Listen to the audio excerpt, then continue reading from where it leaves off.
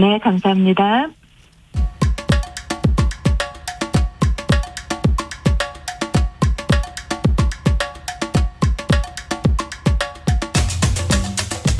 우리는 인류세에 살고 있다.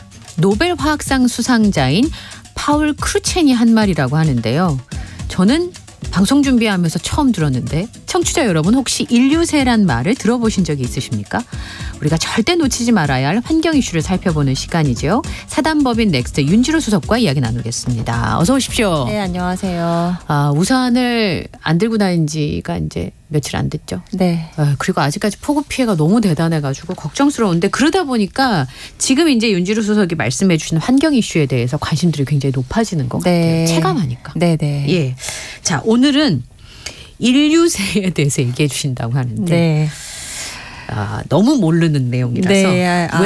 왜 인류세를 얘기하겠다고 결정하셨는지 그 말씀을 좀 듣고 싶습니다. 저는 사실 인류세란 용어를 이게 꼭 전문 분야가 아니라 되게 일상적으로 많이 쓴다라고 저는 생각을 했어요. 근데 아까 그 소개 멘트에서 처음 들으셨다고 해가지고 네, 전 처음 들었습니다. 그 당황했는데 예. 제가 오늘 이 주제를 갖고 온 이유가 이제 인류세를 그동안 이제 인류세라는 건 우리가 이제 지질 연대를 막 구분을 하잖아요. 뭐 네. 중생대, 신생대 이런 거 구분을 할 때 이제 새로운 인류세라는 걸 우리가 넣자라고 해서 이제 그 작업이 계속 진행이 되어 왔었어요. 그러다가 지난주 바로 일주일 전에 그 인류세를 확정짓기 위한 하나의 그 단계 중에 굉장히 중요한 전 단계, 바로 직전 단계라고 볼 수 있는 그 대표적인 지층을 결정한 작업이 지난주에 있었습니다. 그래서 지층, 여기가 인류세의 표본이다라고 하는 곳이 결정이 됐거든요. 그래서 오늘 이제 이 이야기를 들고 왔습니다. 네.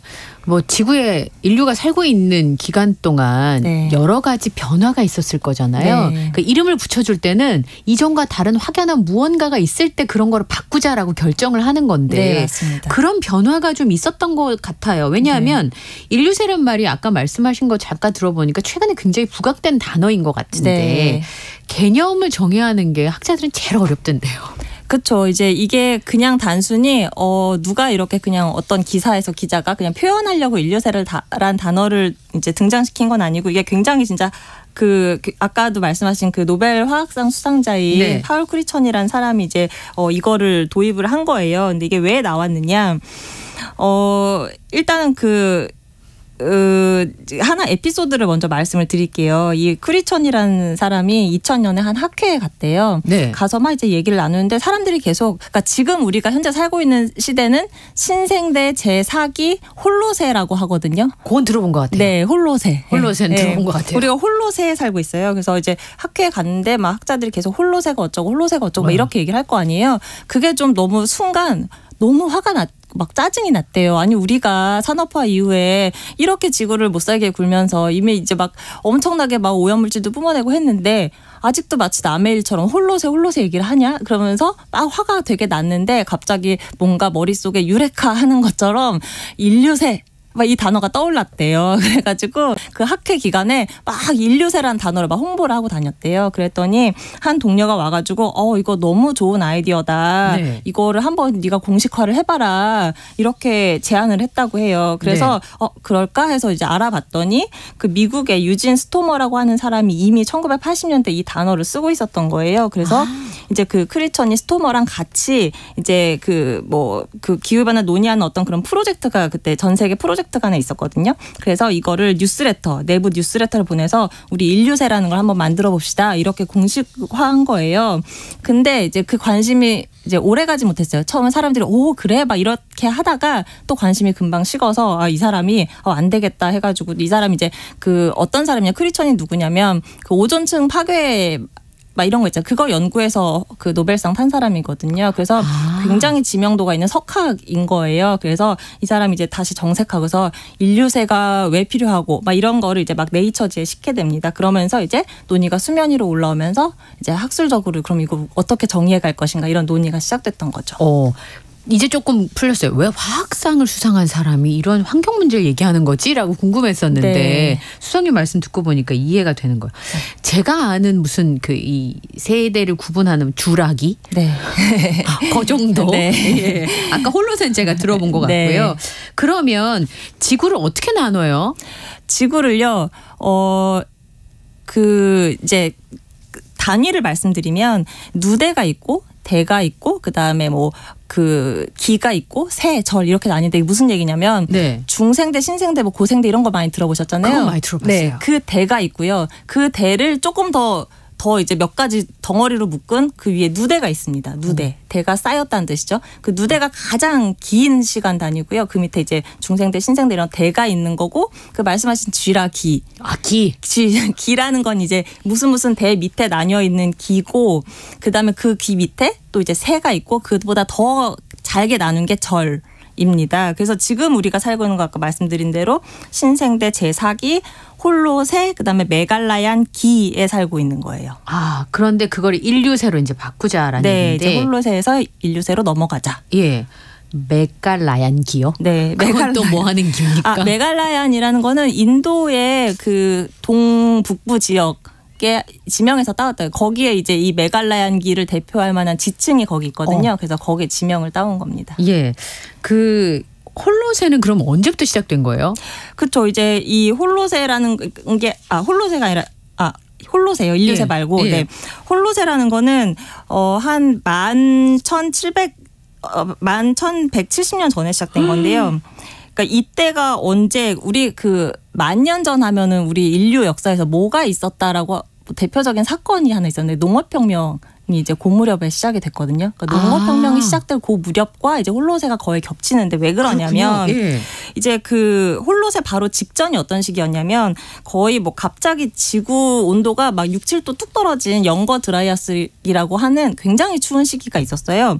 그래서 그때 왜 그런 얘기 들어보셨죠? 베링해도 사실 육지로 연결돼 있고 한국과 일본도 사실 땅으로 네네, 왔다 갔다. 네. 그게 이제 그 시기였던 거예요. 다 이제 꽁꽁 얼어붙어 있던 빙기였는데 네. 이제 그게 이제 다시 온도가 오르면서 이제 얼음이 다 이제 지금 우리가 아는 것처럼 극지방에 남게 되고 그러면서 이제 홀로세가 시작된 거예요. 근데 이게 이제 우리한테는 그런 게 되게 익숙하지만 우리 인류 조상부터는 그 시기를 처음 맛본 시기인 거예요. 처음으로 이제 온화한 지구를 맛보게 된 거죠. 그래서 이제 뭐 10,000년 전에 농업혁명이 시작된 게 우연이 아니라 그런 기후 조건이 달라져서 그랬던 거다. 이렇게 한 거죠. 네. 네. 유명한 속하게 뭐 하자 그런다고 되는 거 아니라고 그러시잖아요. 네.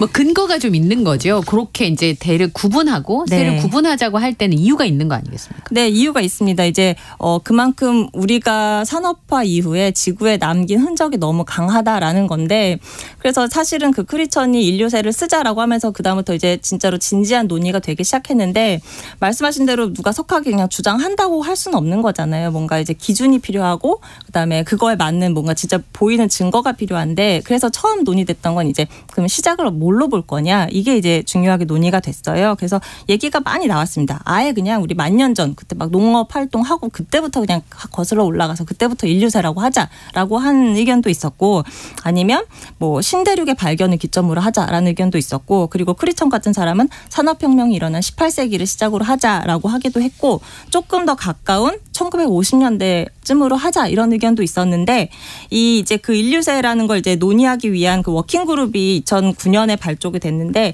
19년의 회의를 통해서 20세기 중반 그러니까 1950년을 인류세의 시작으로 하자 이렇게 결정이 됐습니다. 윤 수석님 지금 얘기하실 때 산업혁명 얘기 되게 많이 하셨거든요. 네. 산업화가 진행이 되면서 인류에 굉장히 많은 여러 가지 흔적을 남겼다고 얘기하셨는데 네. 1950년대면 너무 가까운 거 아니에요? 그 18세기 뭐 이렇게 얘기해야 되는 거 아닙니까? 그렇죠. 저도 약간 그렇게 생각을 했는데 네. 이게 생각을 해보면 어쨌든 간에 우리가 지질 시대를 구분한다는 건 지층에서 뭔가 발견이 되고 뭔가 달라져야 되잖아요. 땅에 그 흔적들이 남으니까. 그래서 이제 물론 산업혁명 시작된 거는 1700년대 뭐 영국에서 시작됐다 이렇게 알려져 있지만 그게 이제 진짜로 막 전 세계에 퍼져서 곳곳에 흔적을 남기기 시작한 게 이제 한 1950년대다 이렇게 본 거죠. 그리고 이게 우리가 이제 인간이 지구에 어떤 흔적을 남겼다라는 관점에서 보면 물론 온실가스가 굉장히 대표적이긴 하지만 또 1950년 전후로 그때 그 기사도 옛날 기사 보면 무슨 핵실험했다 이런 기사 진짜 많아요. 그래서 그때 뭐 핵실험, 기후 이런 걸로 옛날 기사 찾아보면 그 무렵에 1950년대 뭐 그래서 핵실험을 너무 많이 해서 우리가 지금 뭐 기후가 달라지고 있다 막 이런 류의 기사가 되게 많이 나오거든요.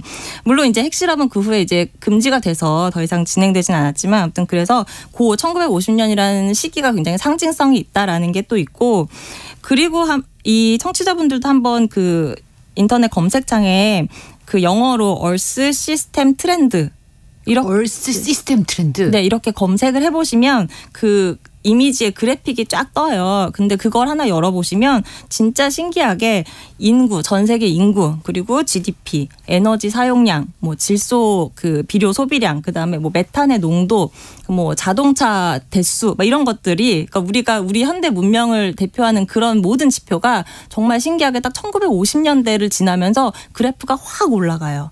네, 그래서 요 1950년대가 그렇게 상징적인 시기다. 그래서 그런 이제 흔적이 전 지구상 곳곳에 나타나고 그래서 1950년대를 시작점으로 잡게 됐다 이렇게 얘기를 하더라고요. 지층에 무슨 흔적 같은 게 있을까요? 네, 있습니다. 그래서 이제 기점을 그렇게 잡고 나서 전 세계에서 그 후보지를 추렸어요. 그럼 그거를 볼 수 있는 데가 어디냐. 그래서 한 12군데를 그 후보지를 추렸고 뭐 여러 군데가 있습니다. 그 12군데 중에 보면은 발트에 있는 분지도 있고요. 남극의 대륙빙하도 있고 일본도 후보군이 있었어요. 일본 뭐 베프만?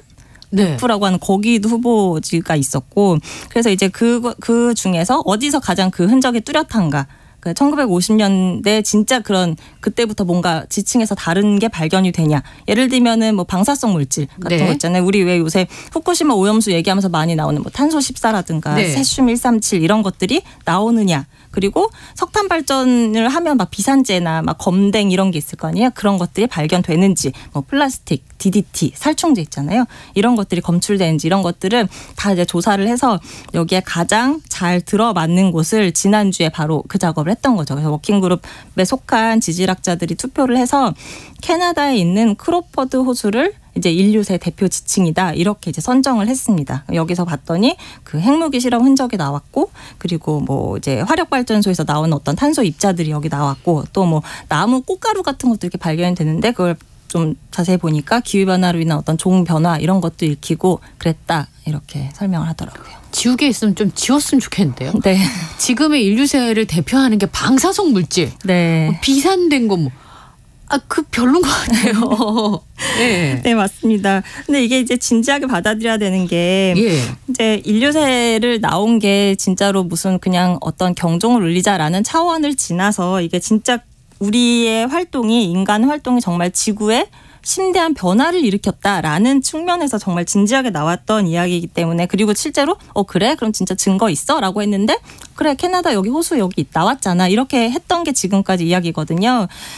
그리고 뭐 이제 우리나라를 포함해서 이제 뭐 이제 전 세계가 2050년대까지 뭐 탄소 배출을 줄이겠다 이렇게 다들 지금 약속을 하고 있는데 아무리 그렇다고 하더라도 정말로 막 엄청난 획기적인 기술이 나와서 막 공기 중 이산화탄소를 다 빨아들이고 하는 그런 게 없는 상황이라면 지금까지 우리가 배출한 그 온실가스는 100년이든 200년이든 계속 살아남아서 계속 되게 머물 거거든요. 그래서 우리가 이제 인류세를 지정하게 된다면 그 의미를 좀 무겁게 받아들여야 될 것 같습니다. 네, 짧은 시간 안에 너무 많은 걸 한 것 같은데요, 인간이. 네. 예. 그러면 지금 뭐라고 얘기해야 돼요, 수정님? 우리 지금 인류세에 살고 있다 이렇게 말할 수 있는 건가요? 아니요, 아직은 아니고요. 이제 공식적으로 내년 8월에 열릴 그 세계 지질과학 총회에서 인준한 절차가 남아 있습니다. 이게 부산에서 열려요. 네. 현재까지는 가능성이 좀 높아 보인다라고 그거 이제 조직위원장을 맡은 교수님께서 말씀은 하시더라고요. 네. 근데 이제 뭐 만약에 지정이 되지 않더라도 그거는 지질학에서 지층을 구분하는 것 때문이지 뭐 우리의 기후 변화에 대한 책임이 가볍다 이런 의미는 아니다라는 걸 좀 구분하셨으면 좋겠습니다. 네. 지구생활 백서 사단법인 넥스트 윤지로 수석과 함께했고요. 저는 2부에서 다시 뵙겠습니다. 고맙습니다. 네, 감사합니다.